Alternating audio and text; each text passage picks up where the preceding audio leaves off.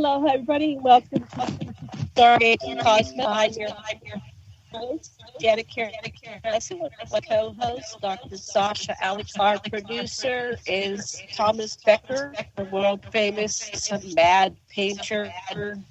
And this is Revolution Radio Studio. And our special guest today is Elizabeth Anglin, and she's the author of the Experience Memoirs, 3-book series about living as an alien abductee and abduction for Dr. John E. Mack, Harvard University.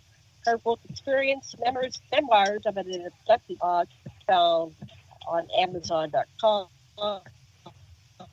And she's got Inquiry Memoirs of an Abduction Research Subject, which we'll find out when that's going to get published. And Elizabeth spoke about alien abductions at the Abduction Studies Conference, and parts of her experiences were shared in Dr. John Mack's book, Abduction and Passport to the Cosmos. She was the last experienced to speak at the open forum at the Macht Building at Harvard during the Harvard Inquiry. She was trained as a peer mentor for abductees through the program for extraordinary experience research, now known as the John E. Mack Institute. And I've got a full bio and pictures, aquarianradio.com. There's a link to see her book, Experience Memoirs of an Abducted Childhood. And you can also see a preview and the link to buy on Amazon. So, Dr. Lessin, what would you like to say? This Elizabeth's going to tell you an amazing story. And one of the things that sticks out for me is how a community stuck by its children and as a whole community stood by its kids to protect them. And so listen up to this story because it's really good. And I just have to say, we're dealing with roofers, so we are mute when they're making noise. So there might be a little delay, like someone's done talking, and we have to put the mute button. Yeah, on the mute button back on. Okay, welcome, Elizabeth.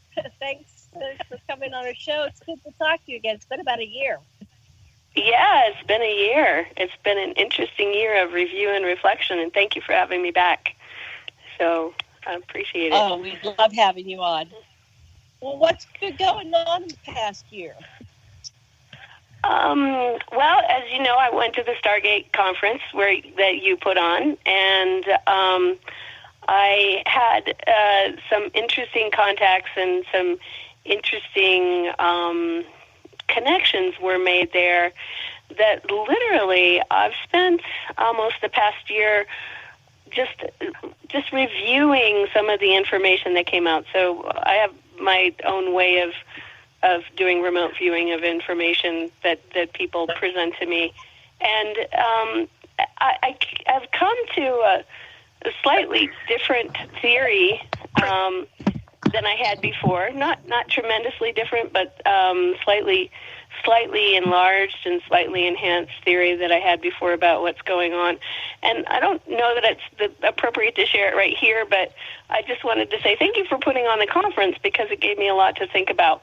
And I think it was valuable to hear what other people have been through, especially with my labs, which was something that I did go through. I did go through it in childhood, and I did have it all the way up until age 32 till 1997 when I got out. So that was really helpful, and but it gave me a lot to look at. It gave me a lot more target points to explore, and it actually changed the way I was working on the book that I was working on because I had all those target points to review and a different way of thinking about it, and so it kind of went into a you thought you were going to mix it up this way? Well, now you're going to mix it up that way.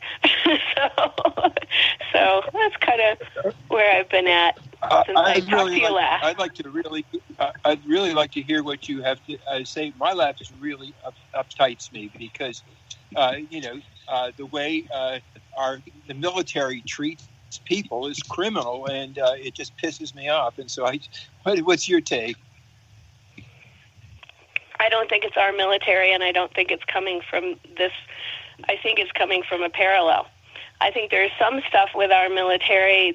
But I actually am beginning to think that we're the broom closet of the parallels, and that we have other militaries from other parallels coming through. And the reason I'm saying this is that one of the experiencers that I went through the research with was he died in 1997.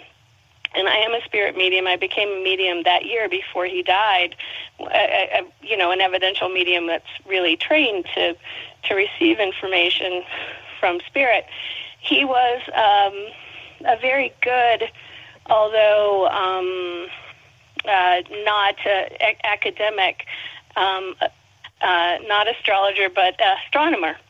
And he had his own university class astronomy tower, and he was a smart man, and in fact probably too smart for most of the people around him. His name was David Duclos, and he came to me also with a friend that I have on the alien side, and explained that we are living, and this was way before I ever met you guys, this was in the 2000s, explained we're living in parallels. We're living in parallels that are stacked up alongside each other and in a tube like corn on the cob.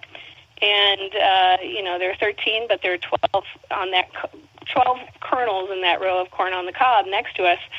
And the aliens don't necessarily travel through space. They travel through the parallels, and they end up at different time periods along that corn on the cob. And, in terms of where the parallels are. So if you're jumping from here, you can jump into the future of a parallel. In a parallel, you can jump into our past, et cetera, and on and on. Well, some of the things I heard at Stargate, I was like, okay, if you're talking about this just happening here right now where we are in this time period along this timeline, it is utter BS. We would see it. There are too many eyes watching too many things right here, right now.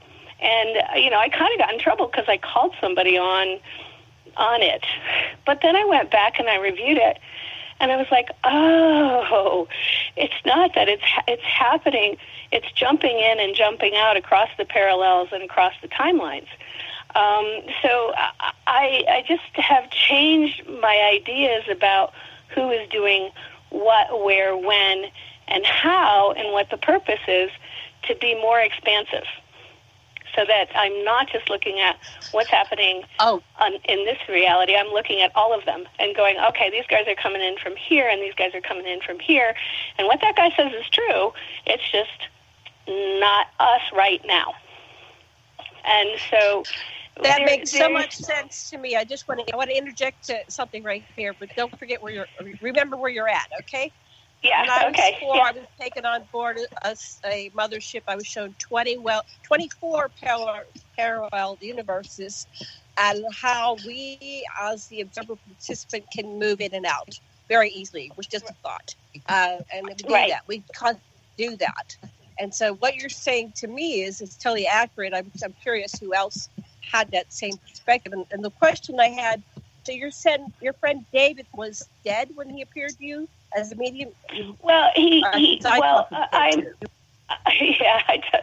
no, he was dead, but I also have a telepathic connection with a friend of mine who is an engineer. He engineers ships, and most of my work has been in the way that I was engineered, was to be able to work with alien ships, the living crafts, not like the TR-38s and the stuff that people talk about, that they're not energetically, quote unquote, alive. I've been engineered to work with living ships, and this little white guy who I write about, and I talk about him in the alien discussions at MIT. I spoke about him, this little white guy, telling me how to, fly a ship when I already knew how. So he was really disgusted with me because I all of a sudden had a brain fart and went, "What are you trying to get me to do?" And he's like, "You know how to do this. Don't be an idiot." So literally, I call him the engineer, and he came with Dave and said, this is really what the deal is. The places, a lot of the places that you've been and the things that you've seen are not in your reality along your timeline. They're in the next one over. And they're in a different timeline. So we were working on a planet to actually move people to if we mess this one up. And it's 3,000 years in the future in a parallel timeline. And I knew this in the early 2000s. So when people were talking about the MyLab stuff and this advanced technology and things that we're not really looking at yet here, I went, oh, right. If people are coming, eventually we're going to have the tech to come in and out, or in another timeline in their future, they have the technology to come in and out of the parallels. So they're popping out here and they're picking us up, and we're the extra staff in the broom closet that they don't have to speak to either their political representation about or ours. We're literally not part of their timeline, so we have no rights. You know, and it's like, do we have a right to be pissed off? Oh yeah, we do. But if we don't grab our spiritual sovereignty, we have no rights. You know, and so because we don't even exist in their timeline until they take us there. So it's crazy stuff. I mean, really crazy stuff that I've been thinking about. Have been shifted to different timelines, and they know it, and it's very frustrating. And then Ong's Hat by Peter Moon dealt with that, what you were saying, that there's a group, and they find each other, they leave little information, and then you can track them down. And I think Ong's Hat is in New Jersey or something. There's a portal there, and it's out in the woods somewhere, and they leave you clues, but when you go there, you can go to the parallel universe. It's perfect. It's just like ours, but it's not all polluted. It doesn't have all the population, and it's in the future. So I've heard about that as well. So that's fascinating. Yeah. Sasha, did you have something to say, or question or comment? Well, just, this relates to your earlier story where you talked about a kid that you knew getting killed by an examination during an abduction. He wasn't dead in some other parallel line. He was dead in this one. He was dead in this one. Yeah, no, he really was dead in this one. But the fact of the matter is, he was returned to this one. I mean, my labs, we get taken and we get put back. I think what happened to him, I don't think that necessarily he was in a MyLab. I have had little alien guys, the little gray guys, not mean, but sometimes they make a mistake and they will calibrate one of their implements wrongly. So it's like a ceramic laser, some of the implements that they use to move things around in your head, for example. If they calibrate that ceramic laser, if they calibrate where molecules are solid and where they're not, where atoms are, if they phase shift incorrectly, basically, they're going to burn a hole in your head. And I think that's what happened to him. So that's a real thing, and it really did happen. But I think it was a mistake, and it could have been based on that he moved, or it could have been based on that there was a tech that had an oops. And having gone through 27 regressions with the med techs on the ships, I've had an oops before where they burned my leg. And they felt really bad about it, but it still didn't make the burn hurt less, and it still hurt when it was still there. The burn was still there when I got back. So I think that's what happened to David. This is a different David. When he, in the book, he's David, I might say his real name, so I'll just call him David, but he was a young man who was killed in high school. And but I think that's what happened. I think somebody made a mistake, and it was an oopsie, and they didn't know any better, so they just put him back. And said, okay, well, here he is. And, he was dead with a cauterized hole in his head. So, but my labs, so my experience with my labs was always that little aliens would take me, and then a day or two later, the military abductions would happen, and they would try to figure out what the aliens had done. And so it was just like, sometimes it was, one would happen, and if they were doing a lot of stuff, it might be 2, 3, 4 times a week, where I'm out every night between the two of them. It really sucked. And that's why I wanted out, because it's like, you think I'm not tired, I am so tired. I am so tired of all of this. So. Were the MyLabs hurtful to you? Were they pushing you around? Were they slapping you around? Were they forcing you to do shit? Well, my understanding is, looking at myself, is that they really wanted to break people, but I was hard to break. And so the best that they could do was they handled me roughly, but not as roughly as some other people. And I was kind of, I don't know why this is the case, but I was a pretty strong individual in that situation. And some of the stuff that the other MyLabs people are talking about, I don't think it happened to me, because I was just like, yeah, right, fuck off. Excuse me. Oop, I shouldn't say that on air, but you know what I'm saying. F off. Right, yeah, you can't say that on air. Sorry, people. You can write it down for the the radio people later. I just want to interject right here, and we'll continue. When they did my implant behind my ear, now I have hearing problems. I have a lot of hearing loss. And when they did my nose implant, I've had sinusitis and horrible health problems. So I think they, especially back in the 50s when they were doing this, in the late 50s, I think we were the new experiments for them. And they were screwing up a lot more. I think they're doing better now, but I've had horrible problems because of their screw-ups. Yeah. Yeah, no, I mean, if you... my understanding from the engineer was that there was a 50-year agreement, which I was part of, which was 1947 to 1997. So part of things stopping for me was part of that agreement that I was covered under stopping, but the other part of it was just personal serenity, because, my military abductions stopped as well. And when I went back and reviewed how I met somebody who I, for the first time in 2 decades, saw again at Stargate, it had to do with the fact that I did get out of the military abductions. And they're talking about people never getting out. Oh, I got out, but part of the problem was I literally told the aliens, tell them I'm dead. So, basically anybody who had anything to do with me who was another MyLab, who wasn't in the same group of alien abductions, thought I was dead. And I wasn't dead. I just said, tell them I'm dead. Like, put that out to the universe that the message is she's dead.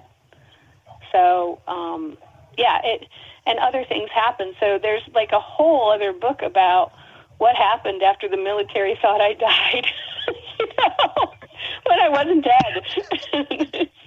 Yeah, you weren't dead, but you... I sort of programmed reality to say, she's dead. Dead. So you have one book done, and you have 2 more you're working on it, and then your second book is now taking a different direction.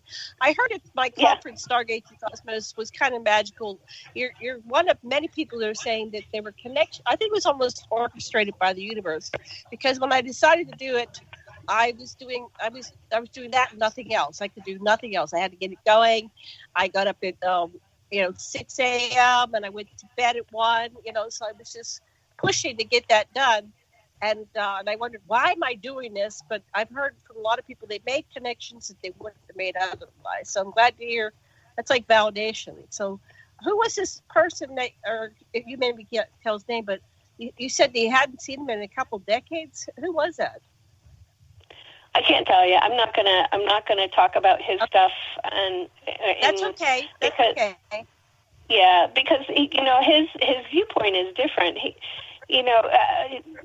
My feeling is he's got a thing going on with what he's doing, and that's what he's going to do. And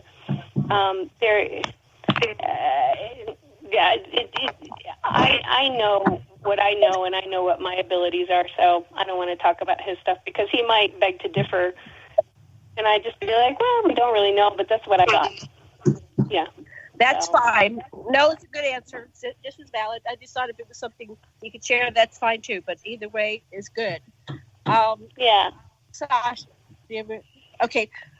Go ahead, continue. They're going to make noise again, so I'm going to mute. Go ahead. Oh, yeah, Sasha, you got a question for me? Sasha, you got a question while we can? Well, let's give us a summary of the second book. What's the main things it says?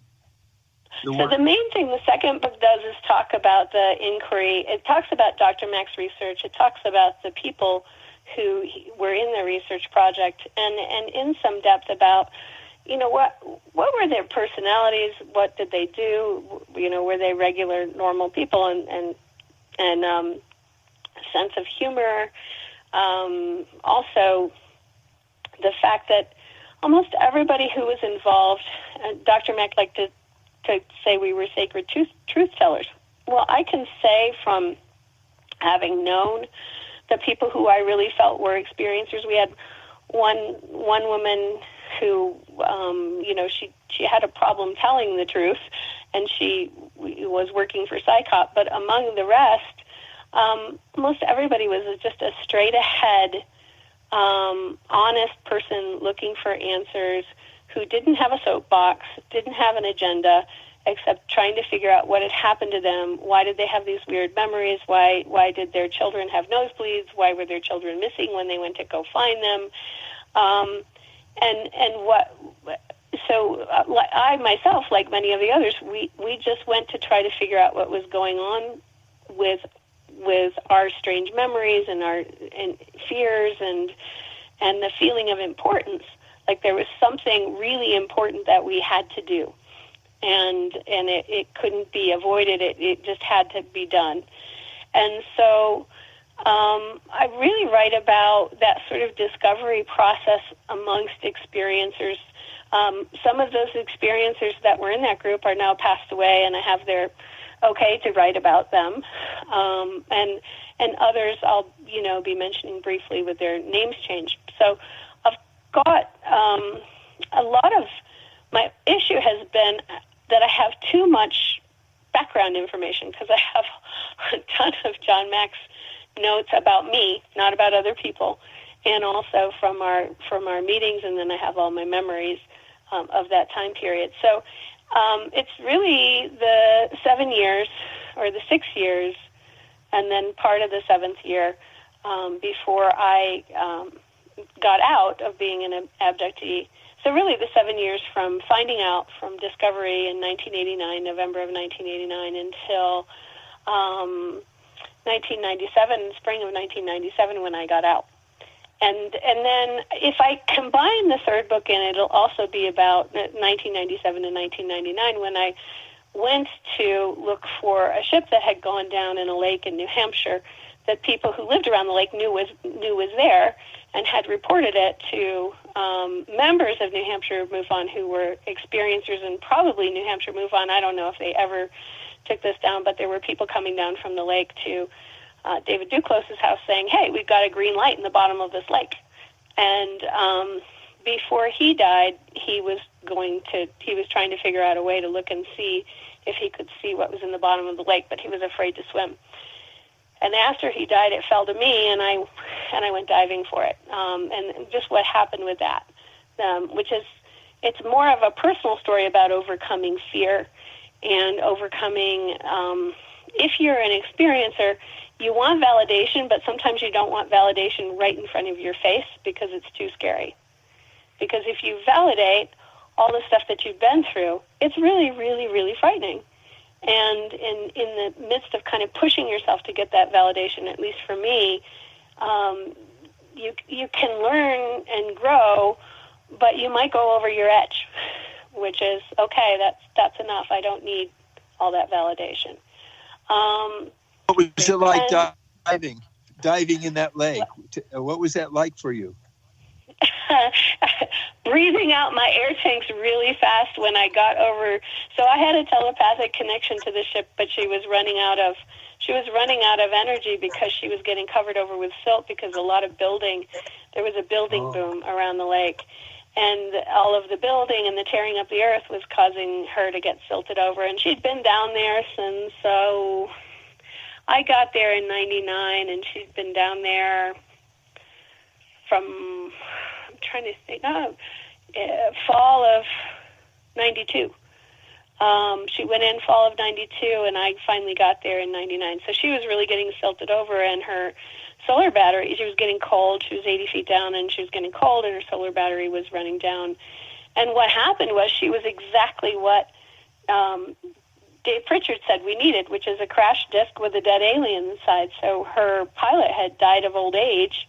He had gotten sick and put down and died inside of her.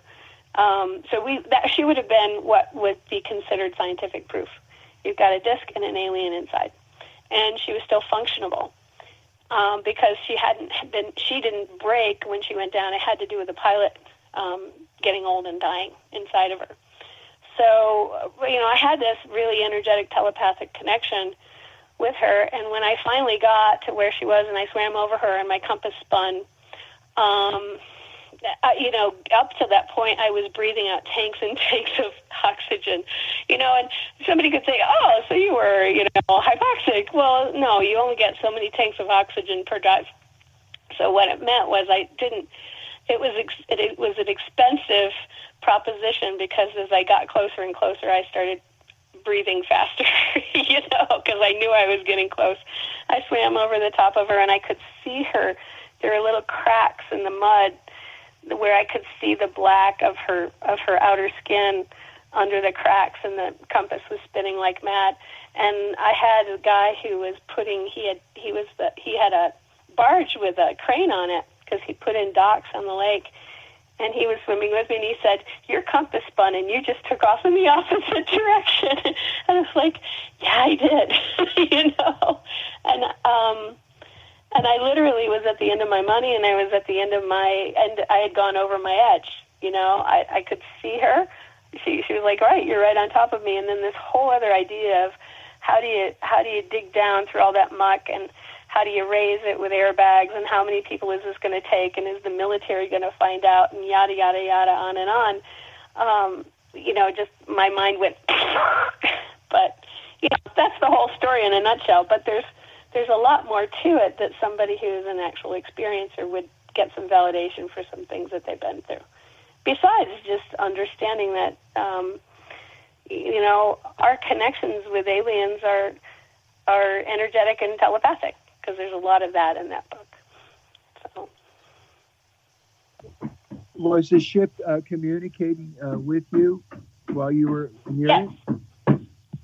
Yeah, no, she was connected to me and to the extent that as her battery ran down, when the sun would go down, I would fall asleep. When the sun came up, I would wake up. So we were greatly connected to each other for the last 6 weeks, maybe 2 months of that experience. And, it wrecked my metabolism. You saw me, I'm not a small person, but right after she died, my metabolism was gone. And during the time we were connected, I hardly ate anything. I ate almonds and dried apples, and not very many of those. So it changed the way my body worked to do that thing. So, we were greatly connected. An interesting thing was, ships are kind of like their own sort of truth serum. Like, if you're connected to a ship, they can show you what your truth is, even the stuff you don't want to see yourself. So that was really interesting. And it's not a mean mind control thing. It's just like, oh, really? What about this?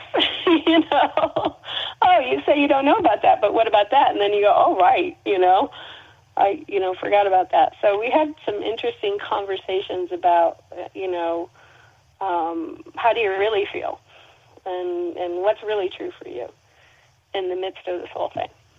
I've had conversations with ships as well, so I kind of get what you're saying, but I never had that level, so I'm really excited. Sorry about the roofing. I hope that I get a future one. Now, is she? Would you be able to recover her, or is it completely dead? And now it would be unsafe, and it would be unsafe now. And the solar spirit that ship has been re-embodied in another ship. So there's no there's nothing in there anymore except a husk. And at the time she was made, the aliens, the dead guy was a little white guy. The pilot was one of the shorter white pilots who you would call part of the collective of grays. But she was made in correspondence with the reptilians, because they kept making, they make 7-year agreements with some of the reptilian species. And so I think it's Cotopaxi in Mexico, where a ship went down, and there was they tripped the biosecurity system in Mexico. Have you heard that story about the Mexican ship that went down and everybody died who tried to recover it? That would happen if you tried to recover that husk. You would trip that bio thing, and everybody who touched it would get a bacteriophage or a bacterial virus that would just kill you. So please, I might write about where it is. Don't go down there looking for it, because you're going to mess yourself up. And if there's a live ship in there and it's connected to somebody, they can prevent that from happening. But it was made during that timeline where, the reptilians don't give a crap. They're like, oh, stupid humans, let's kill them. Anybody who breaks the rules, let's kill them. They manufacture some stuff that it's unforgiving. And so because she's part reptilian technology and part gray technology, she would be an unforgiving husk of a ship to pick up. Very unforgiving. Wow. Never heard that, but thanks for sharing that. That's awesome. Okay. Yeah. Go ahead. We're going to let you talk because we got noise, but keep going.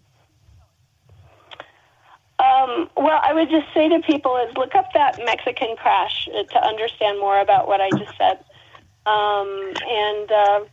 I guess the other thing is that what people don't understand about the aliens is that so much stuff between alien groups is done by agreement.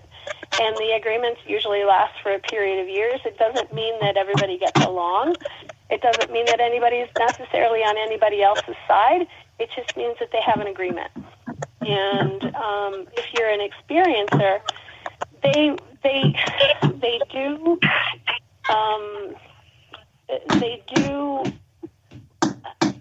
they will recognize you if you say, hey, I want to change my agreement. Not scream and cry and why are you doing this to me and give me an answer and blah, blah, blah. But no, hey, really, I don't like this agreement. What's my agreement? I want to change it. And they do that across the board for all of the species, that there are so many agreements and they are honored. However, we're easy to fool. So if you don't get a verbal response, if you're in a telepathic communication or with an alien or right in front of them, and they just smile at you and nod their head, that's not an agreement. That's human body language. That's not their body language. That's not them saying that they agree with you. And they do a lot of smiling and nodding. Does not mean that they are telling you, or even just saying yes when you assert something. Oh, this is this way. No, that isn't what they're saying. They're just humoring you. So you have to be real clear if you're doing any kind of communication with aliens that they haven't just parroted back what you said to them. You have to really know what you want to talk about, and you have to make them speak it in some way. Nods and a huss and what appears to be a yes, BS. It's not part of an agreement. It's just them humoring you. So there's a lot of stuff that people aren't getting that is kind of leading everybody all over the place, because somebody will come up with an idea and they'll tell it to an alien and the alien will say, and it doesn't mean anything. It just means I want to get along with you. So is not a yes. So you have to say yes. Why yes? No, it's not even just yes. Yes isn't a yes. You have to ask the question. So, do you agree that blah, blah, blah, blah, blah?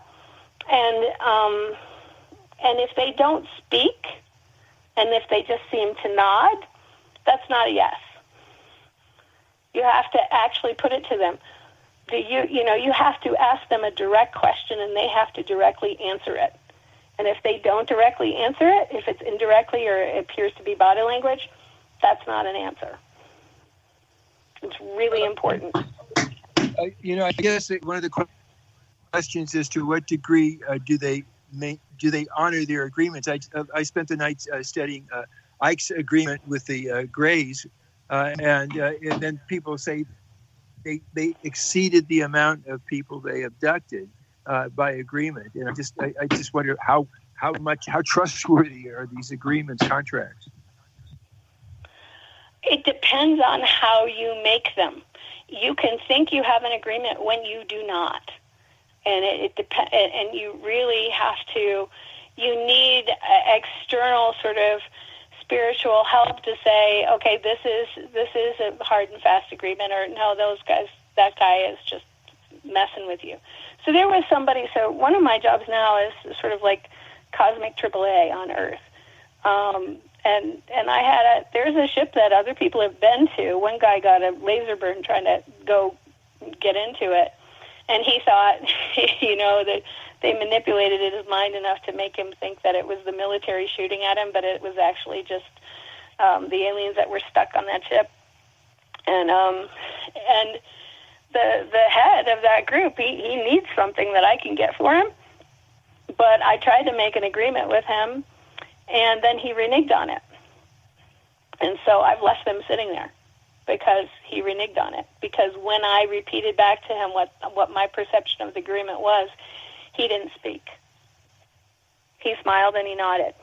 And I went, no. How do you get them to speak when they won't speak? Is there any way you get them to speak and say it in words? If they don't speak, they're not really agreeing. They're screwing you around because you're human and they think they can get away with it. You can't get them to do anything. They either have to do it or they haven't done it. It's hard and fast. This either was something that was said, actually verbally said, telepathically, or it's just them smiling and nodding and appearing to say yes. That's bullshit. Excuse me. Sorry, I didn't mean to say that on air. So people get into trouble because... That was okay. Yeah, okay. They get into trouble because... We have all sorts of people who are now connecting out telepathically, and they're learning their telepathic skills, but they're not aware of what the actual rules of engagement are, which is it's got to be said back to you, and you've got to be somebody who's clear enough to know when it's not. And so people are thinking, oh, well, they mean this or they mean that, and they're just kind of going, smiling and nodding and going, uh-huh. So for any other experiencer out there as somebody who's connecting telepathically, that is not a yes. That's just, I want to get along with you and appear to be, non-confrontational. So you're going to write up the rules of engagement so we know protocol. Yeah, someday I'm going to have to write up the rules of engagement, but that's the most important one. For anybody who's working on their telepathy, who started with animal communication, you're doing your remote viewing, you're going on and on, or you're calling ships in or whatever. The first one is if they're appearing to just say yes, they're just wanting, they're just getting along with you. That doesn't. Among humans, we have a procedure called active listening. You're indicating this, that, and the other thing. Is that correct? And if it isn't correct, let me try again until it is correct. That might be useful. Yes. Yeah. Active. Yes. So you're saying that our agreement. So what I had to say to the one that I've left sitting there is, so my understanding is that our agreement is blah blah blah blah blah. Do you agree? And he would not, when I said, do you agree, he would not say yes. And then I would ask him, do you agree, and will you repeat that back to me? He wouldn't. So we didn't really have an agreement. He was just thinking he could get me to do stuff for free. Because we are so individual. We don't have anybody running the show. We're not in any hierarchy. There aren't, the rules are really for individuals. They're looking at us saying, hey, any individual that we can get to do because we have free will, right?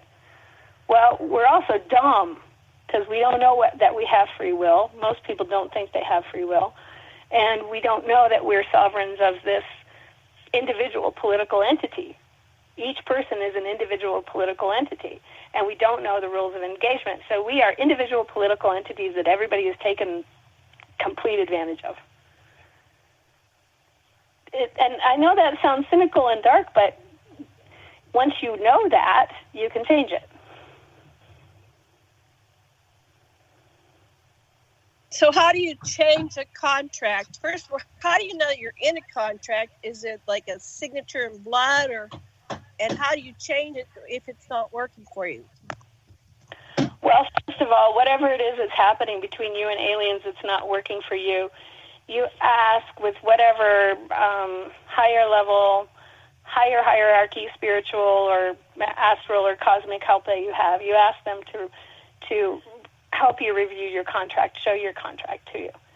If something is happening with aliens, and especially if it's something where you might not like what's happening when you're gone, but you get put back and you're okay, but you're kind of worse for wear, but you're relatively okay, but worse for wear, there's a contract. Because they wouldn't be doing anything with you if you weren't part of a contract. And sometimes contracts are made with little kids. The aliens will show up and say, hey, do you want to help everybody on your planet? And the kids will say, sure. And it's as simple as that.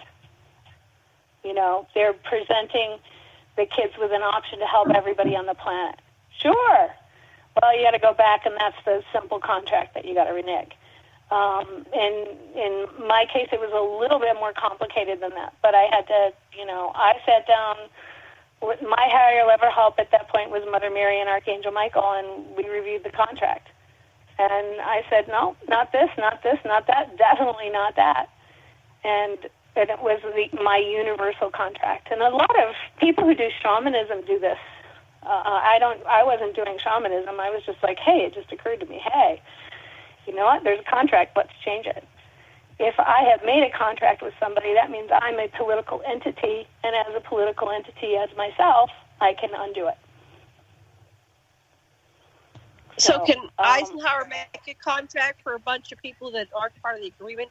How did the third party make a contract for a whole generation that didn't know what was going on? Well, the people who came in during that time period, a lot of people who came in were a lot of them who were little kids who were approached, and somebody said, hey, do you want to help everybody? They said yes. But then there were also those of us who came in between lifetimes, and we made agreements to be part of that contract. We made sub-agreements. So, contracts are, when you're in between lifetimes and you're looking at what's going on and you pick what you want to learn from, and part of it is well, what's the new thing? So I've always been somebody for a long period of time in between lifetimes. I look at where cultures are clashing, where cultures are meeting. So, and I end up going to those places where cultures are meeting. And I've been doing that for, a few lifetimes, going to where all the cultures are meeting and they're meeting for the first time. And so for me, this was a no-brainer contract. But I didn't think so where about are cultures meeting? Are you talking about going to where do they meet? Well, so one of the things I did is I was a navigator on one of Columbus's ships. Another thing that I did is I was in World War II, but I ended up, being a POW on a Japanese island, and then I was in Korea. I was also a Native American at the time when the whites were coming in. And,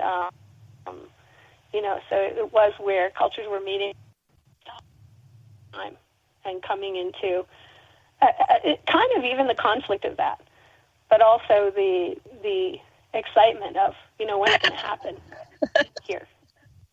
So, not saying I'm into drama, but, there might be a little bit of that. Because usually when cultures meet, there's some kind of conflict. All right. So have you been to meetings like on other ships or other planets with other cultures that are non-human? Whenever I go, especially if I remote view, in the group that I work with, there are humans and non-humans working in that group. And there are different kinds of aliens working in that group. And there's a lot of stuff I don't remember. So when somebody is saying that they,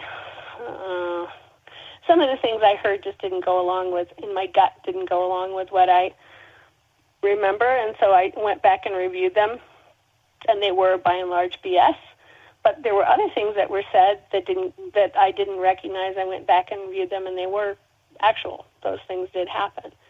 So right now, I think what's happening with experiences is we're getting some good information, and then we're getting somebody wanting to be, when we put people up on podiums, and if they can want to get attention, or depending on who they are working with and whether or not they're under a contract of some point with a larger entity, they may not be acting as sovereign individuals who are simply around to give you what their truth is.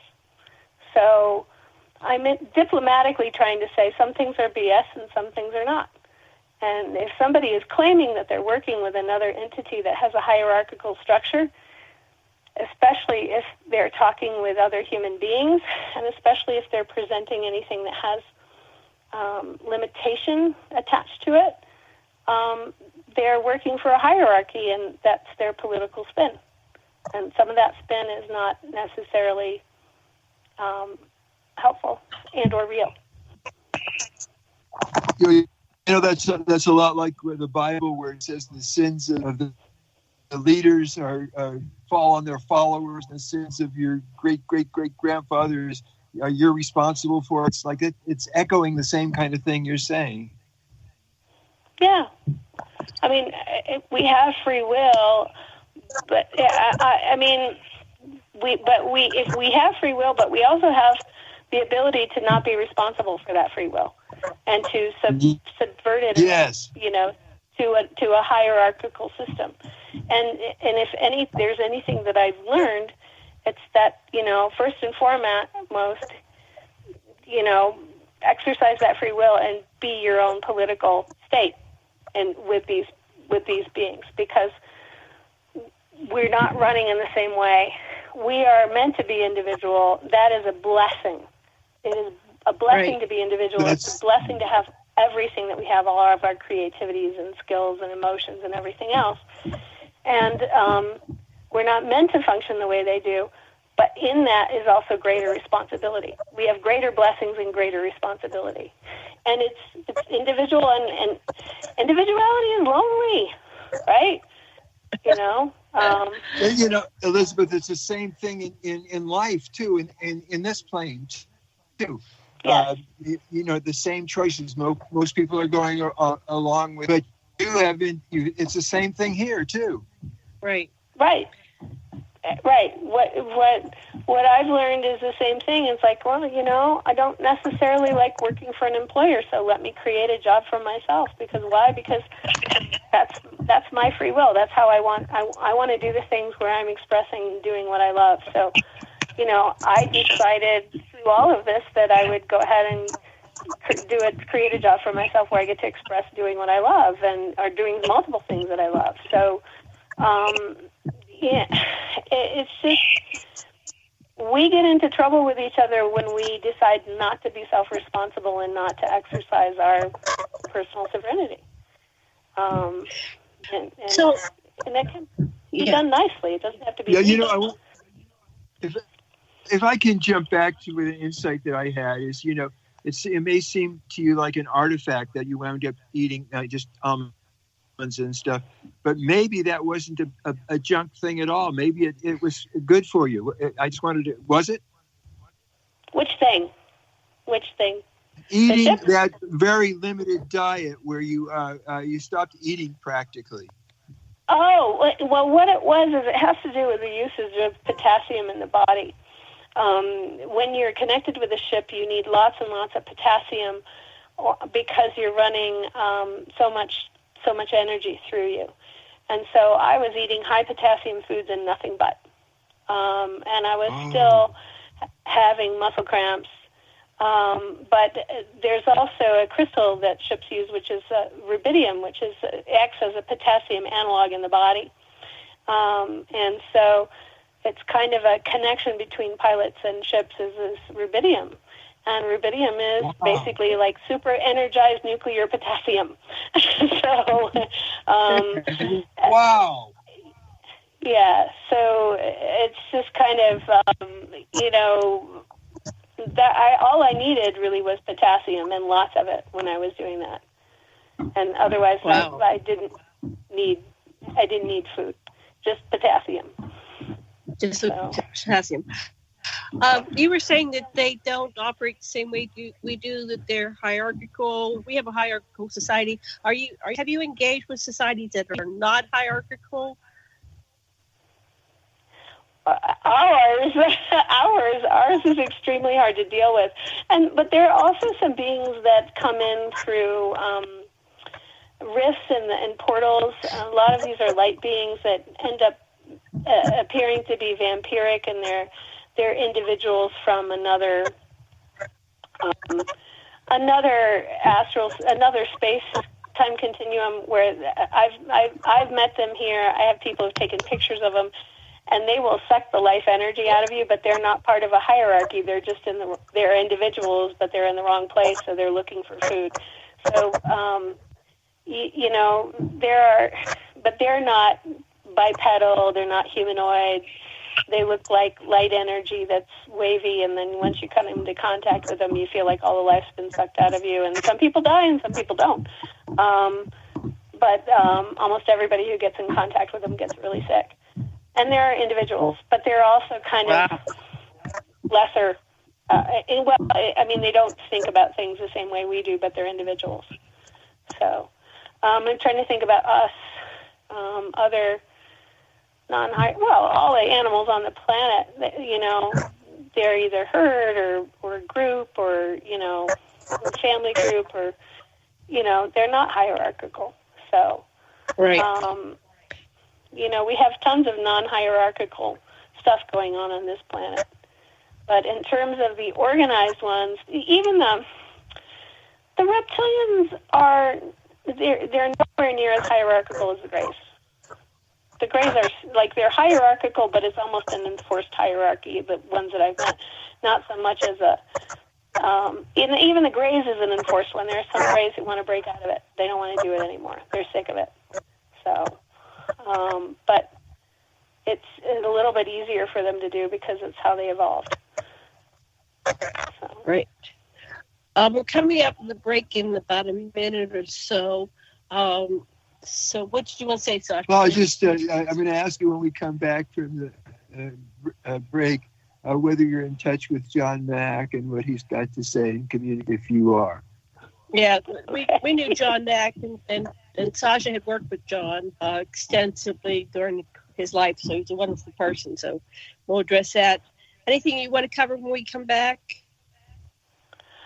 I don't know. Maybe you guys can share some of the things you've been going through, and because I haven't talked to you for a while, sure. So it'd be interesting. Yeah, you can ask us questions too when we come back. Yeah. Okay, that sounds great. And I'm on my cell phone, so I can't see. I think the music should be coming on any second now, but I can't see. Anyway, we will be going back and forth when we return after this commercial break, and it'll be about 5 minutes, and we're talking with Elizabeth Anglin, who is a major contactee experiencer. Oh, I want to ask you about, your soul's mission. What was your reason for coming into this body? So we get back, we'll talk about if you've discovered, your decision to come here and what's your mission here. Because I know they have their agendas, but you have your overall mission. And, okay. So, Matt, is the music on or is it going to come? What's going on here? Coming on any second. Yeah. Okay, I didn't know if we were hearing it now because we had a different system for a while. Sorry about that. Sorry about my confusion. Okay, do you have a website, Elizabeth? It's ElizabethAnglin.com, and Anglin is Anglin, ElizabethAnglin.com. Okay, and right now you have one book complete, and what is the name of your book again? Experience Memoirs of an Abducted Childhood. Okay. and then your second book, so that's focuses your childhood, and then your second book focus will be. It'll be the John Mack Research and Harvard Inquiry. Yeah. Okay. Well, we're off. So we have 5 minutes or so. We'll see you after the break. Okay. And should I just put my phone down and pick it up again? You can put your phone. Okay. Yeah.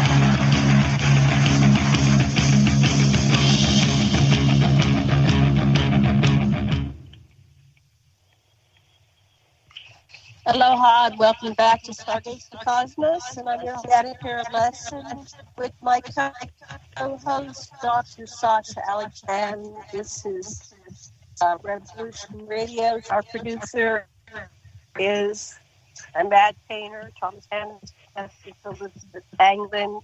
Get back to our show. I'd like to remind everybody to please go over. Now, we have a donation button, I believe. I saw it on Revolution Radio, and then at the bottom there's a address that you can mail your donation.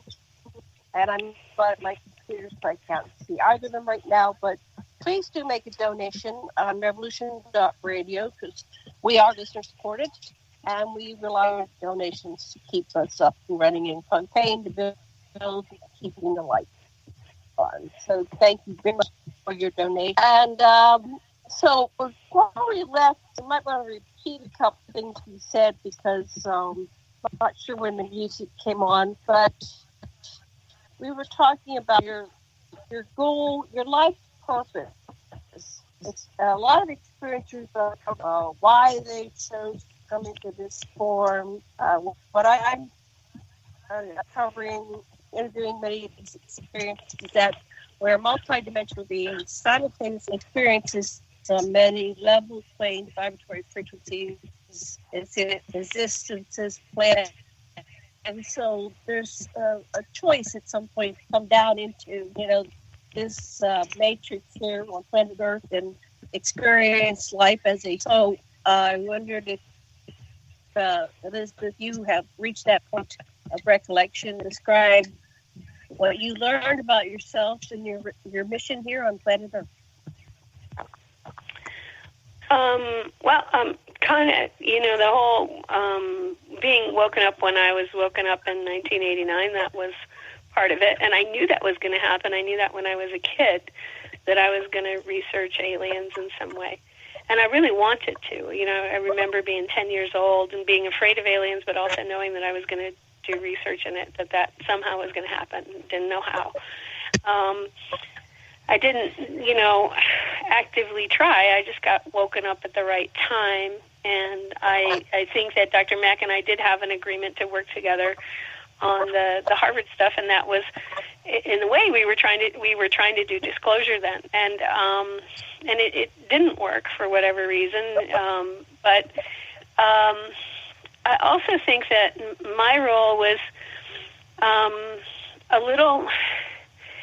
There are people who embody certain energies or frequencies, and my role is communication and transmission of information in ways that people don't expect. So I am a telepath. I do animal communication, but I also think that my role is about people getting it.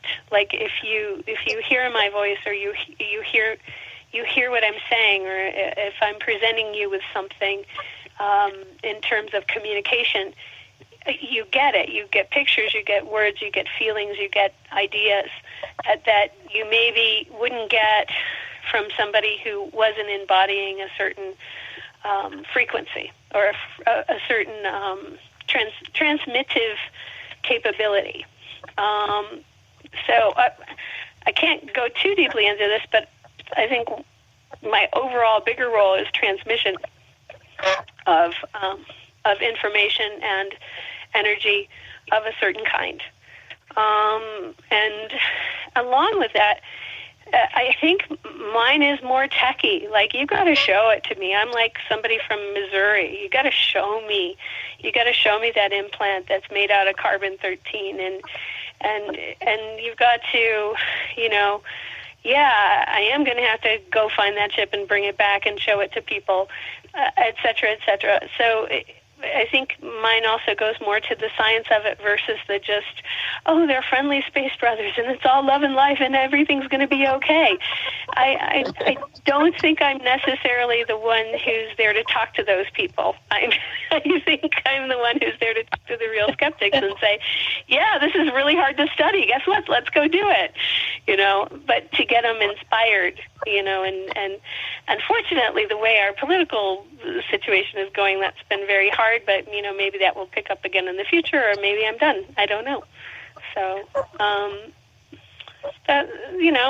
and also to learn when you get into a situation that is complicated, you learn more.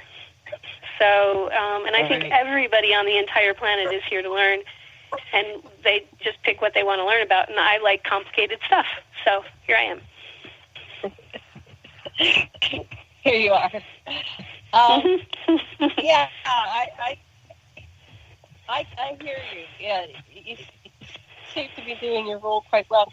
I discovered that I'm some kind of interface, universal trans. I didn't realize. I too knew I was supposed to work with extraterrestrials, and I'm like, bringing this information to the forefront. And so I'm really dedicated to it. I document, I interview, and I keep going, and I'm obsessed, and I keep going. And but when I was in Johnson Atoll, I went to the underground installation, and there were many species there, and somehow they plugged me in the universal computer, the supercomputer of the entire universe, and I was able to translate what about 1,000 beings were trying to, and they wanted to have translated all at one time, like simultaneous, way beyond any capability I have as a human being. So somehow I'm a translator. I've heard other people that they are specialized in interacting with experts. Somehow I'm able to take the download, somebody else gives them the translation and upload it. I'm a communicator. What do you think your role is in this life, Sasha? For me, I have a different role, which is I create a confluent field with whomever I interact. I start by respecting what they're presenting and showing that respect, and then whatever is being shown can relax, and other aspects communicate. But it starts by letting myself feel my oneness with their other people, and I don't have this idea of hierarchy quite the way you described it. For me, it's when people or beings are interacting, they form a relationship, and they are mutually affecting each other in a simultaneous and inevitable bonding pattern where each is giving and getting something from the related. That's how I look at things. Yeah. That's a lovely worldview, but and in some ways it's true, but it's like, there, to me, I see that there are also shadow sides that take advantage of that, or there are empowerment is still an important part of the process. Like, should one feel disempowered in some way, it's important for one to say, hey, wait a minute, I'm feeling disempowered. How can we make this bonding and co-creation become something that is empowering versus disempowering? So, yes, that's beautiful. And so that's right. So if you fess up to the vulnerability, but what I see is that it always goes two ways. And so, for example, I'm the psychotherapist, and so I'm the parent, and the patient is the child. However, they're paying my rent, and I'm dependent on them, and they're the parent in that aspect, and I'm the child, and we can both talk and share our vulnerability as well as what we have on top. You see that we are a confluence here, because everything that there is reflected in each of us, in my ideology, And so all we've got to do is get to the resonance. Yeah, like yeah, I don't disagree with that. Yeah, it's also like how people are boarded up. Like some of the things that we don't do as human beings are based on people being in a state of a fear of connection. And, you know, we have a lot of things in this world where people have been abused, not just by aliens treating us like lab rats, etc., by society and parents and ethnic issues and prejudices and, you know, unfairness of one type or another, and supreme unfairness of many different types. And it's interesting that when people get boarded up in one way or another because they're feeling threatened, that it's harder to have that sort of connection. And it seems like that the people that I met that were experiencers, especially in the John Mack group, a lot of us had some fairly difficult childhoods, but hadn't become boarded up. And instead had gone in the other direction, which is just kind of a, you know what, I'm going to be enthusiastic and I'm going to make friends and I'm going to go out there and I'm going to seize the day.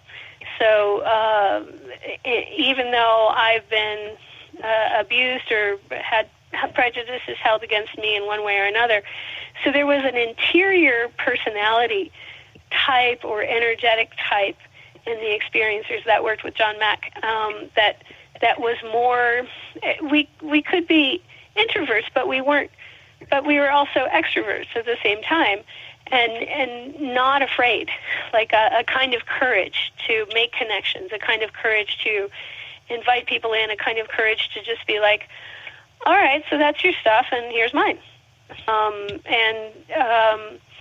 I think that was why John Mack was so interested in experiencers, because he had written his book about T. Lawrence, and that Lawrence of Arabia had a certain personality, right?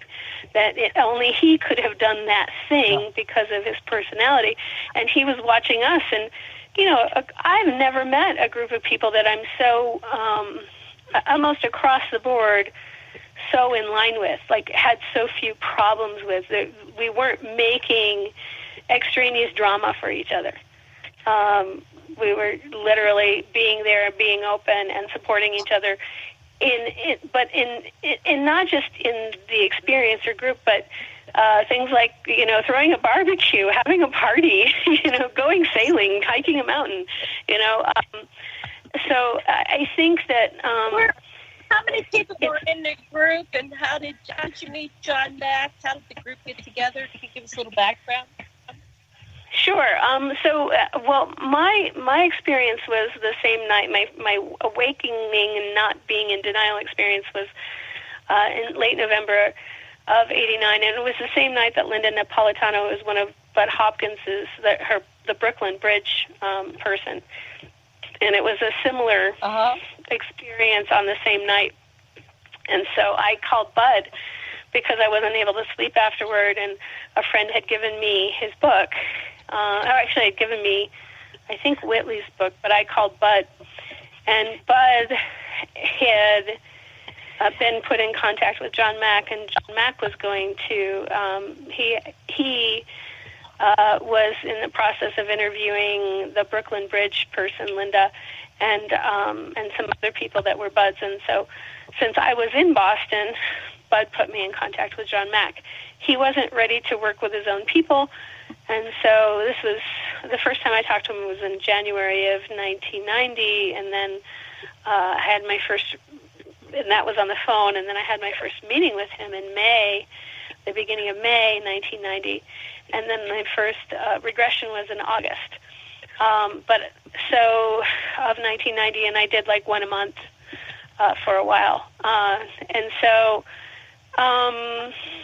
you know, the experiencer group came about in the fall of 1990 when there were what we thought were 5 of us.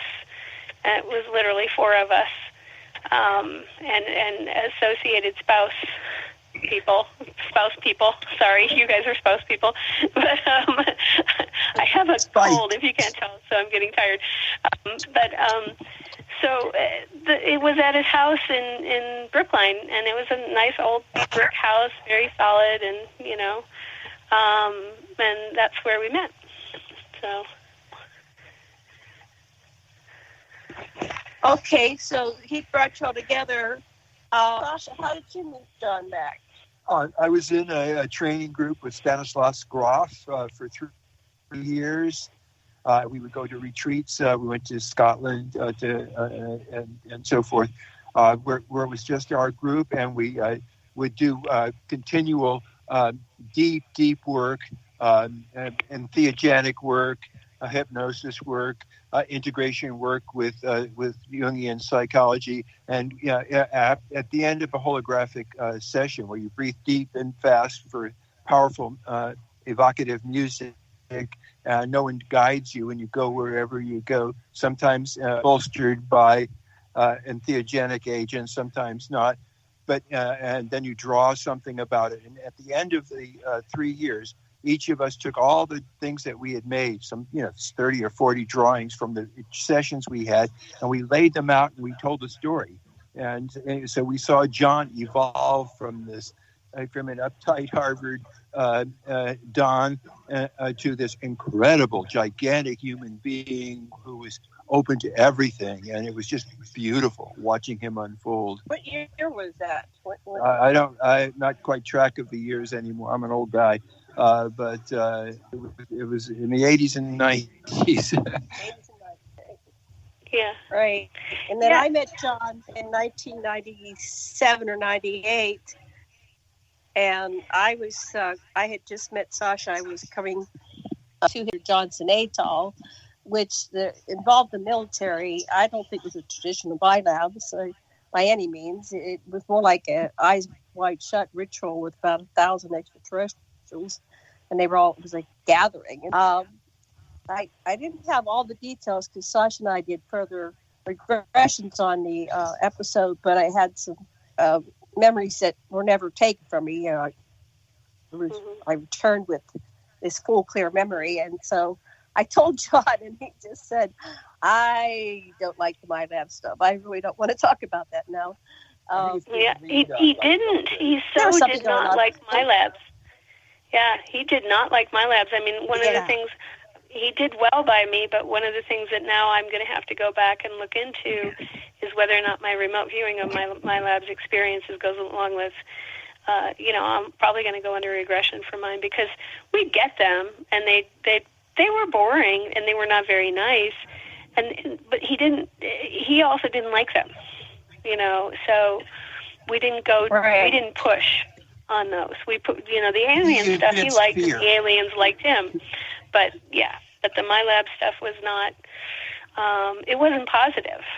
And I think he sensed that, maybe it was not the most positive, like you weren't going to learn much from those, at least but there's when I went back and remote viewed it, some of the stuff that didn't come up in Dr. Mack's work with me came up, and it was stuff that I had remembered as a child and beyond that was disconcerting. But, I still have work to do because he didn't like it. He was like, "Nope, I don't want to do it." And I was like, "Okay." Elizabeth, I had the same. I knew it. I have exactly the same thing with my other teacher, Zachariah Sitchin.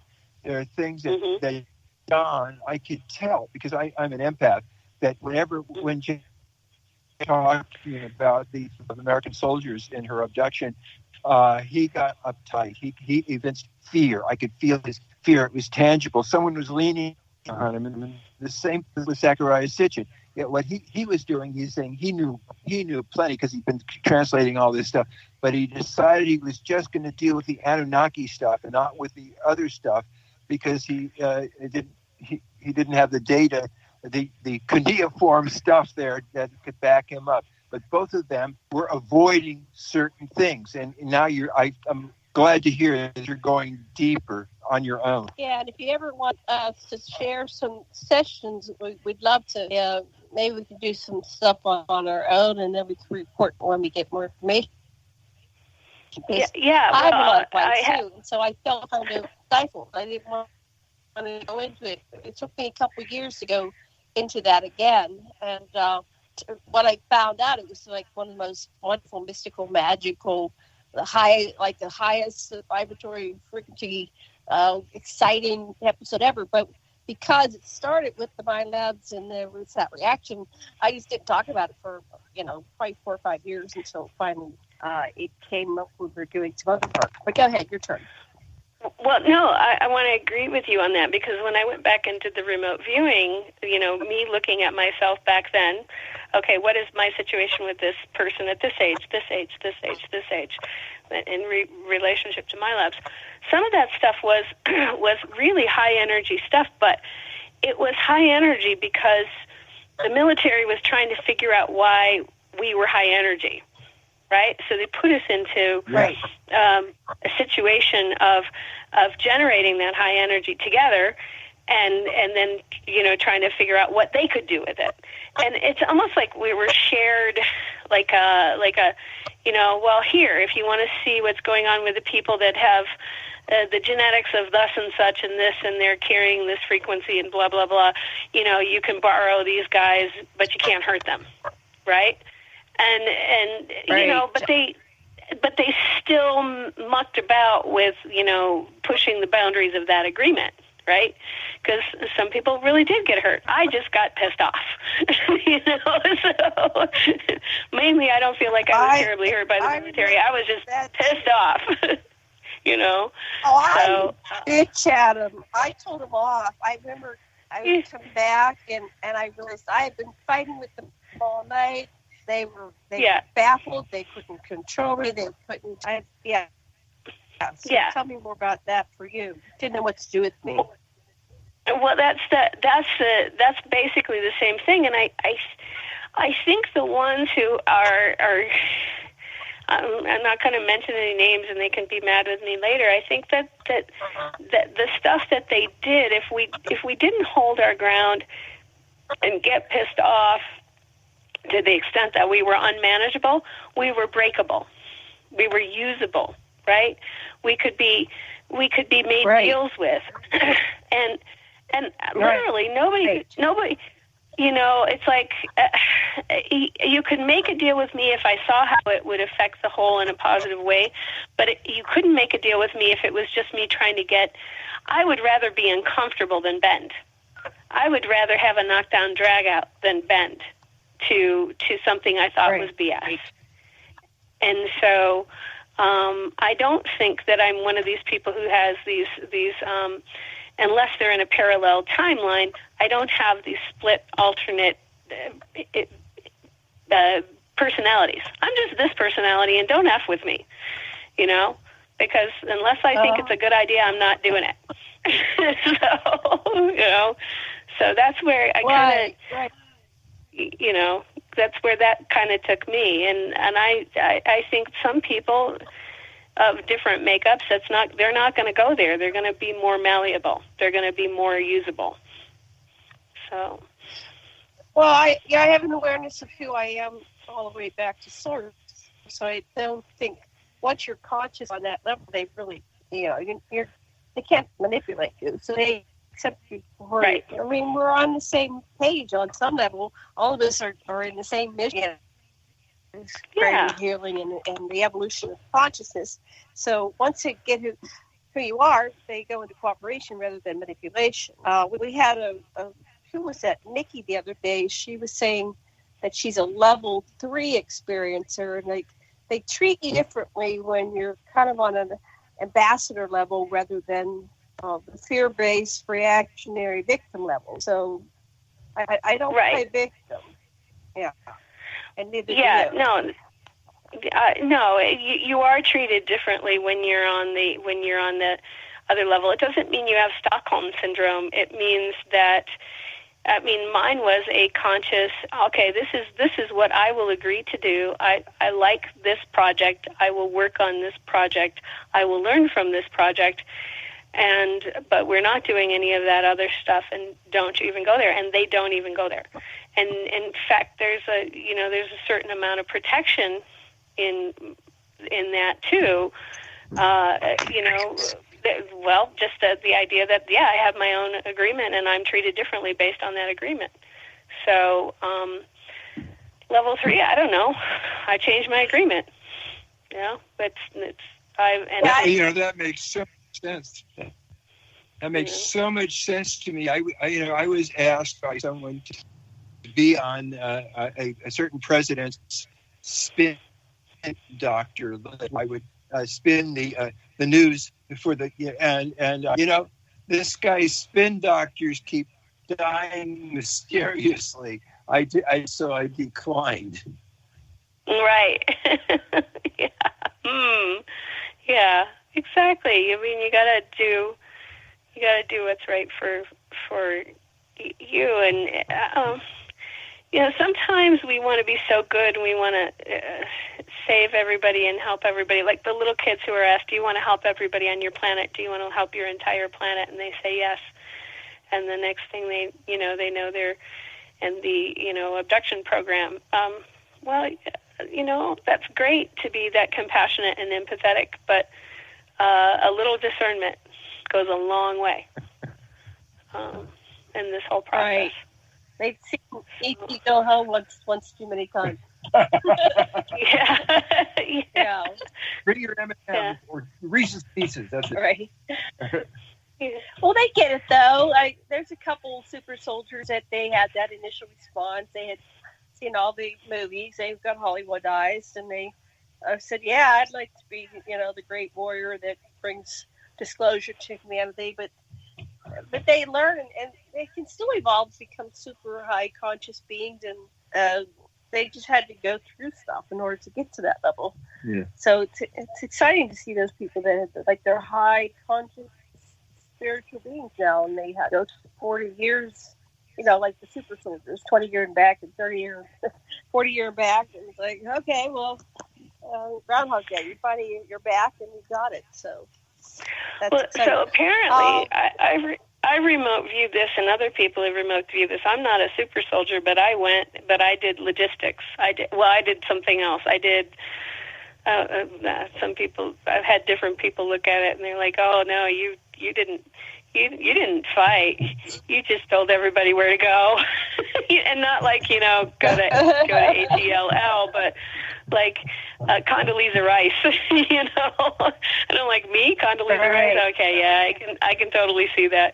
I've been accused of being the allocatrix before. Let's allocate you over there, and let's allocate you over here. So I'm like, oh yeah, okay. Other people have noticed that, so maybe so. Let's get you working on this. So, well, I think on some level you see the grander picture, and then you can see, well, it's like you're working on that psych level, and you go, well, your skills are over here. Let's go over there, and you kind of see how it's going to evolve. If I insert you here, this will happen. If we insert you here, that will happen. If we insert you over there, that will happen. I mean, that's what I do in my life here is I look at the probability field. So I do, remote viewing projections of the probability field. And, if you put me in some future place in a Mars colony, for example, I could look at the probability field and say, insert that person there, do that. Right. And, the probability is that'll work out. Doesn't always, but it's better than not knowing anything. So when you remote viewed on Mars? What did you get?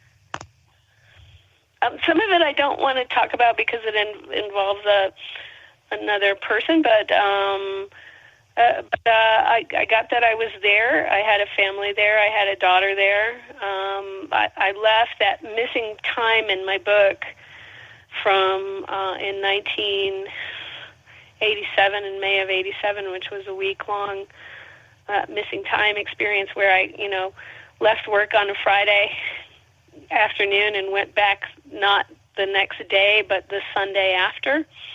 And I couldn't tell people at work where I was.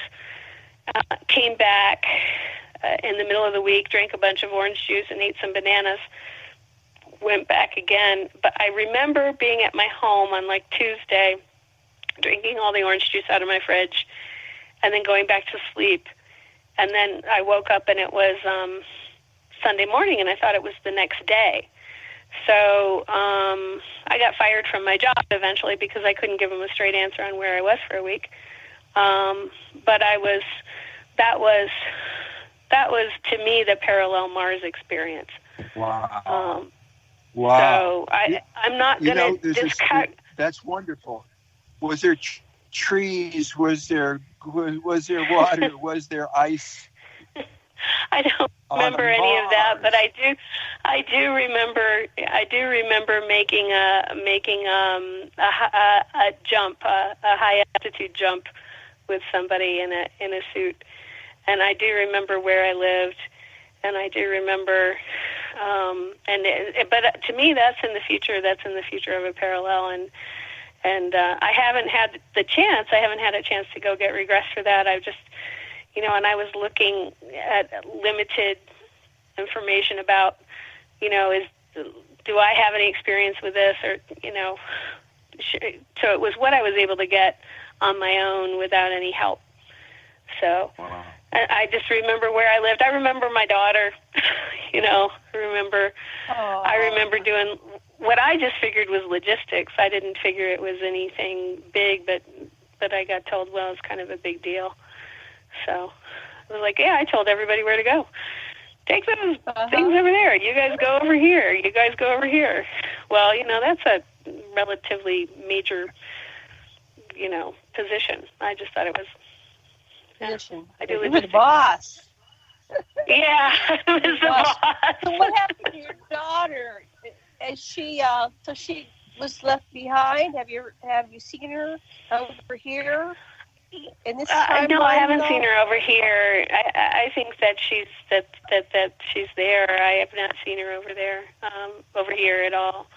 So I don't really know. There's a lot that I don't know, but it was enough to open it up to, wow, okay, that's what this person is saying is not, to me, it's what this person is saying is not 100% wrong. It's just not here. It's not happening right here, right now. It's happening. Well, what do you think was the reason you had to come back and drink orange juice and bananas and then go back to the mission? Was it? I don't know. I have no idea. I have no idea. I just remember. What do I remember about this week? I remember opening up that fridge and drinking that orange juice and going back to sleep. That's all I remember. And I remember feeling really, really bloated. I actually gained weight. I gained quite a bit of weight in the week that was a night that I didn't remember. So it was like 13 pounds. See, I do some of that now. At night I go to sleep and I go to another planet. I have a job there and I have all this stuff I'm doing, and I know the other city like the back of my hand, and I could drive it, I could walk it. Actually, well, our major system is like somehow we're able to just move our legs, and then we're going 20, 30 feet at a time, and we can be across town in 5 minutes just by moving our leg. That way you get to see everything as you're going by, rather than, so you can stop and find something interesting, and they have a whole different culture, and there's so many. What part of my mission is they're showing different social systems, because basically our different governance systems here on planet Earth aren't working very well at all. Right. Homeless, no, they're not. Pollution, not working. So they're educating me on the different systems and structures, because nobody uses this system. It's so antiquated, and it's a slave system. Basically, everything is based on slave slavery. Our efforts are all taken by the 1%. And so anyway, now do you have any? That experience you had on Mars was what year? And are you having anything now that you're getting little glimpses of? No, I don't have anything now. And I got out of the program in 1997. So, literally I got told something happened a year later that I don't want to go into right now. But roughly a year after I got out. I tried to get somebody else out, and it didn't go well. And, but that was it. That was like, it was, so I literally, that was 87, that was, and then I just remember from the John Mack work that they would pick me up after the aliens picked me up. So, I don't know. I really, we didn't get a chance to go into that. Over the 7 years that I did research, we went into a lot of alien stuff, but not so much the MyLab stuff. So I don't know. So you're not having experiences in your adult life. Oh, right yes, now. I am. I do stuff. I work on things, but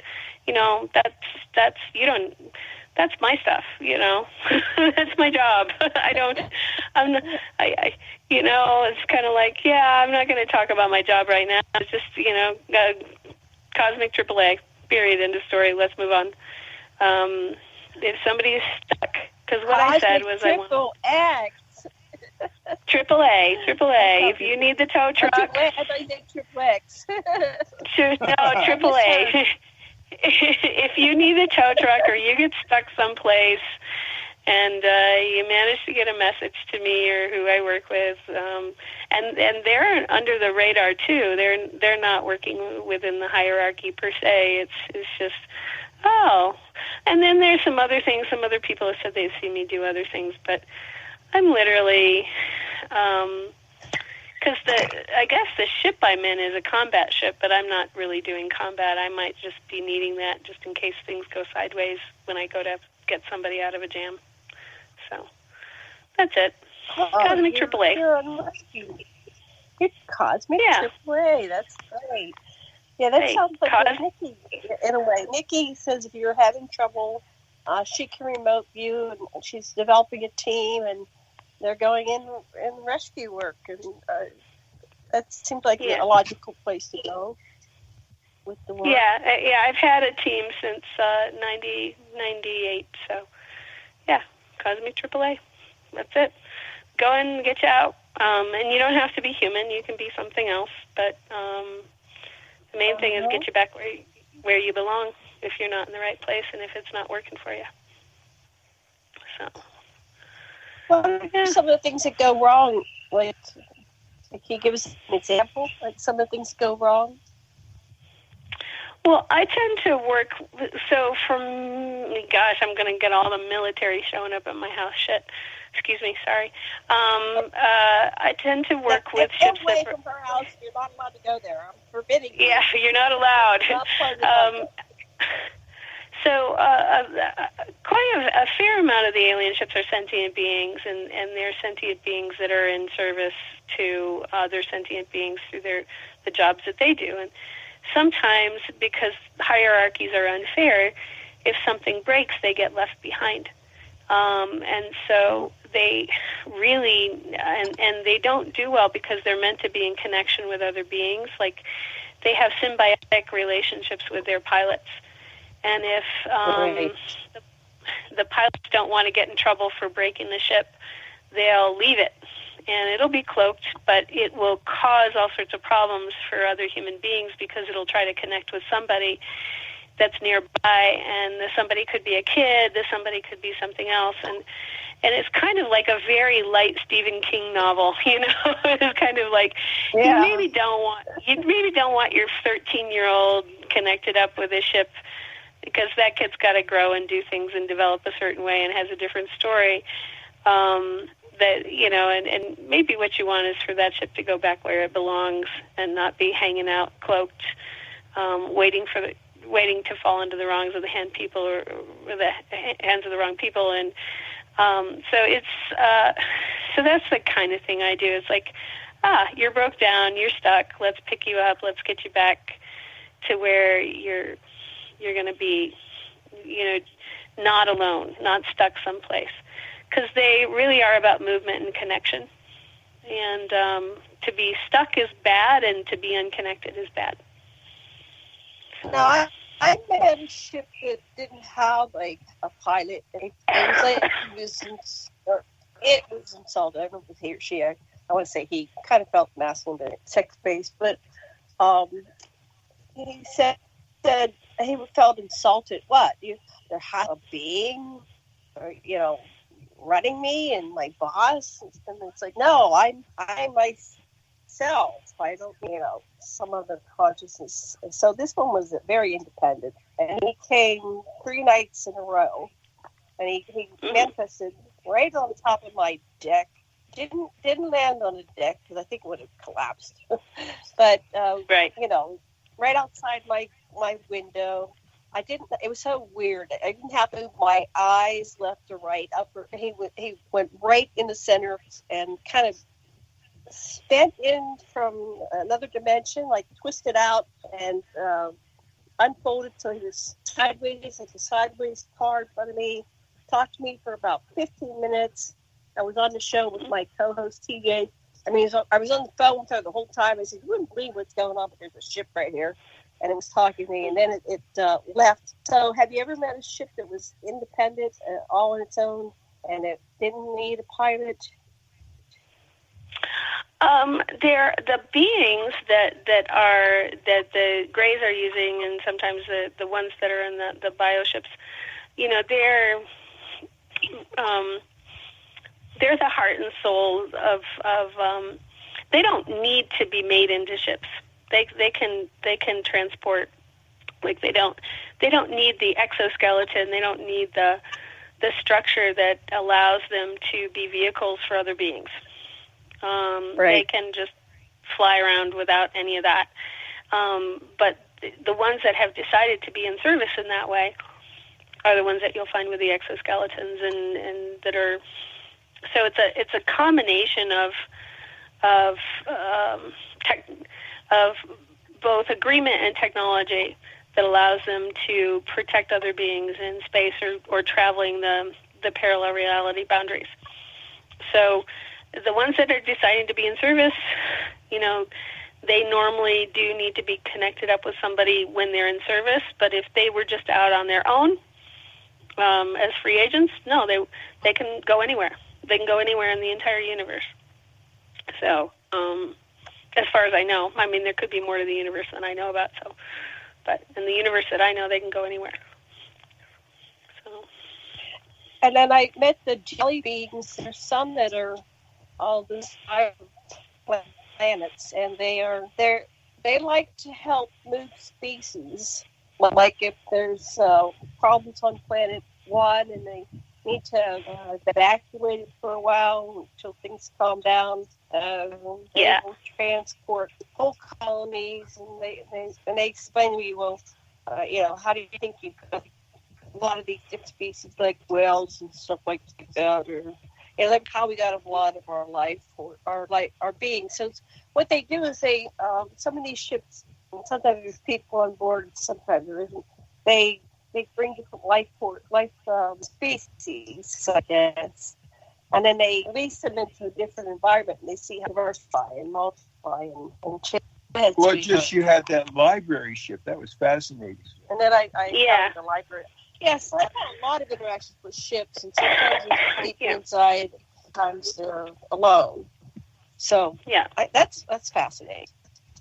Yeah, so I'm probably working with some subsection of ships that are in service. They're ships they're beings that are in service. They've decided to be spiritual beings in service, and so they're we're helping them out while they're in service when they get stuck. So what was I going to say?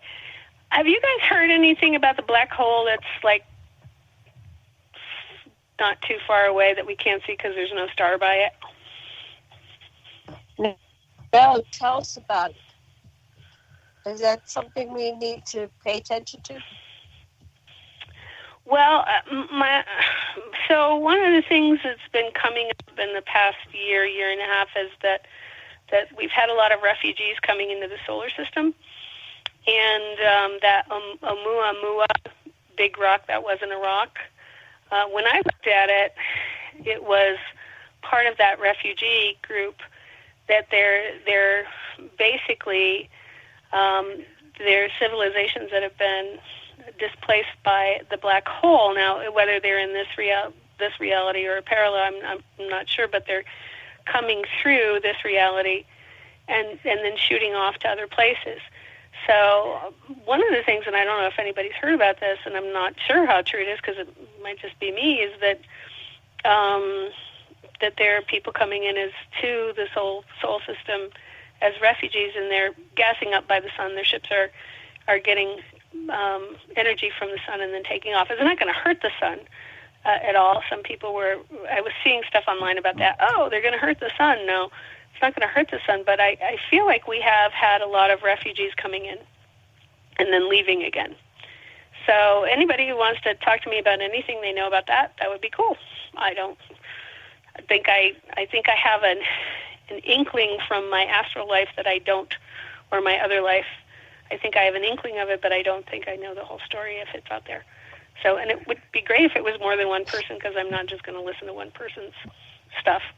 You know? Right. Not even my own. Even my own, I'm like, you know, that's what I get from being an experiencer who works with other experiencers. Is it just me? No, it's you too. What about you? You know, so.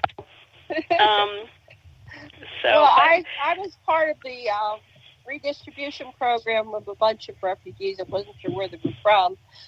We went to this planet that had a lot of were still intact, but they were for the super gigantic beings, and the refugees were more human our size, right? So we took these large structures and we subdivided them into rooms. And so, like, one of the buildings from these ancient giant beings, they were so well constructed. They were still very viable and usable. So we just went in and divided up, and so like one big building could hold 100,000 people. And so I was part of this program. I kept going there like every other night for about 3 or 4 weeks, and I was in charge of that program. And then now I haven't been there in a long time. It's kind of they're on their own. So I'm aware of the refugee program. It must be obvious from our technology, particularly China's, that cities have their own consciousnesses.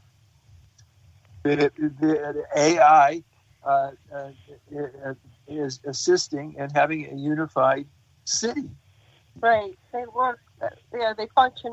You know, it's a pre-designed city. They're functioning quite well. They're handling all the needs of the people, transportation and food. Oh, and then I get to see where everything's green, like there's plants growing off the buildings, giant trees alongside. It's all blended. It's not just like ours are very, sterile and concrete. Don't have it. That's ridiculous. It can be green. Well, food growth is a major. It's a major activity across all of these. From what I've seen, even on the ships, a lot of times it'll be humans who are doing the hydroponic, food walls and plant growth. And some of these humans are kids that were part of the hybrid program, but they're not really hybrids. They would have 2 human parents, and they would end up doing the hydroponic program.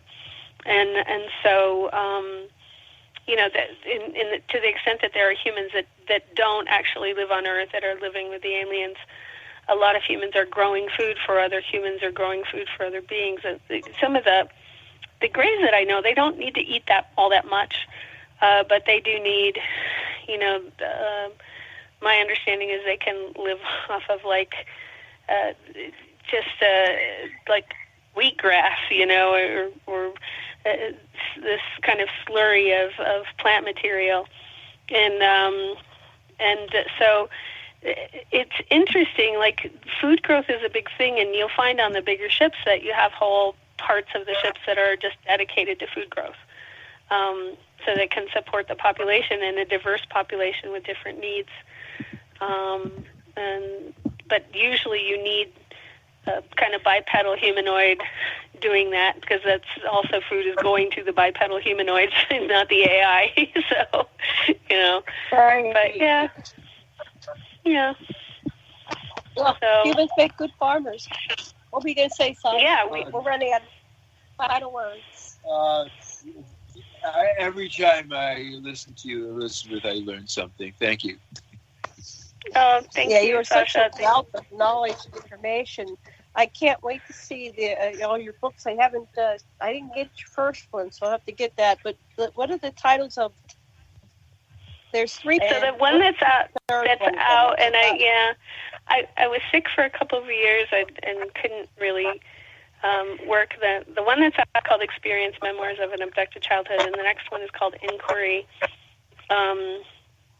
Memoirs of an Abduction Research Subject. And if I have time, I'll put the third. I might just publish them together in like a 2-volume thing, but if I don't, then I'll just publish the first one, or the second one, which is Inquiry. And I'm hoping that'll be next summer or before next summer, because I'm at a point where I can spend a lot of the winter on it, and I wasn't before. So. Oh, good. But yeah. Well, I think so it's coming. Yeah, and Sasha, you asked if I'm. Yeah, Sasha, you asked if I'm in contact with John, and generally, it's when I hear from John, it's write your book, write your book, write your book. So that's.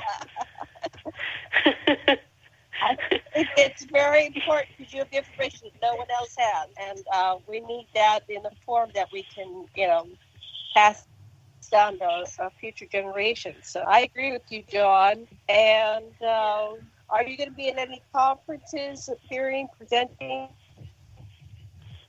No. 2020? I have. I'm not sure if the field where it's at, other than me writing the book, is I'm not sure if the field needs me right now, other than writing the books.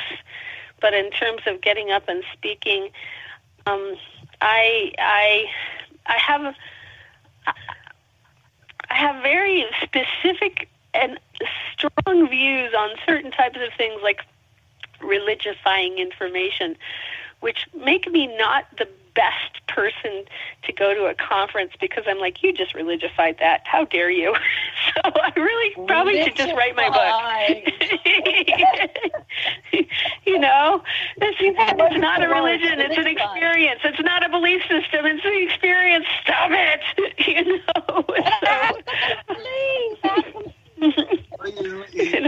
In voice dialogue, in my system, we always have an energetic component. You can't intellectualize a life. You have to feel its energy too, and that's the critical thing that's missing from those psychological systems, is that you have to be able to feel the energy from each of your chakras to get what's going on and really communicate.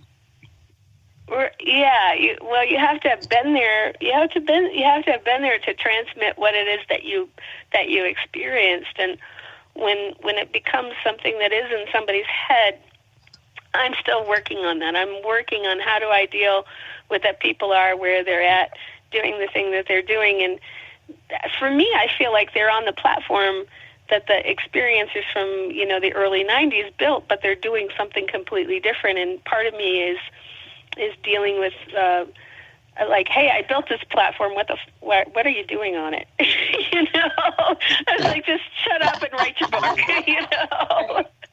That's right. That's it. Yeah, shut up, write your book. Don't complain about other people. We'll have you back. Yeah. Right. I think we're out of time. I'm going to double check the Matt. Are we out of time now, Matt? Because once again, I think. Don't hear the music. No, the music. Oh. Okay, so if you want to talk to me about you, let me tell you where my website is. It's ElizabethAnglin.com. I do work with experiencers who are integrating the energies of their experiences, or if you are having astral experiences, or if you are... I work with experiencers who aren't walk-ins but are integrating their alien selves into... And so if anybody out there is having those issues, like health issues, the weird health issues, but also it seems to go along with energy being different, give me a call if you need some help or support, or want me to look at something along your timeline. Give me a call, ElizabethAnglin.com. And yeah, hopefully I can help. Okay, thank you, Elizabeth. That was awesome. Thank you, Amadpainter. Thank you, Sasha. Okay. Thank you, listeners. All right, see you Aloha. later. Aloha. Bye. Love you. Bye.